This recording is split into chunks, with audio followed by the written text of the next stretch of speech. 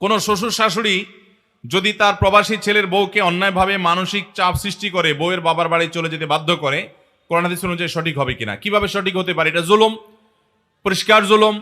আমাদের অনেক অনেক মুরব্বীরা আছেন যারা ছেলে প্রবাসে থাকে, বৌমার পিছনে লাগালাগি করেন এবং বৌমার যত দোষ আছে বা নাই এই সবগুলো কানপোড়া দিয়ে দিয়ে ছেলের কান ভারী করে এবং বৌমার সাথে সম্পর্ক নষ্ট করে দেয়। অনেক বাপমা আছে না এরকম?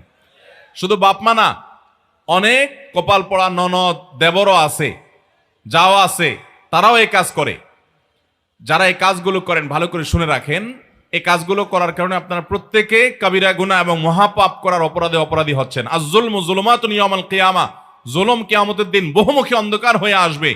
সত্য কথাও যদি হয়, আপনি কারোর অগোচরে যখন সেটা বলবেন তার ক্ষতির জন্য, সম্পর্ক নষ্ট করার জন্য, সেটা হারাম হবে। হ্যাঁ, যদি এমন কিছু হয় যে আপনার বৌমার চরিত্র নষ্ট, আপনি জানেন, দেখছেন, ছেলেকে না বললে বরং বিপদ আরো বাড়বে, সেটা তো ভিন্ন বিষয়, সংশোধনের উদ্দেশ্যে বলতে পারেন।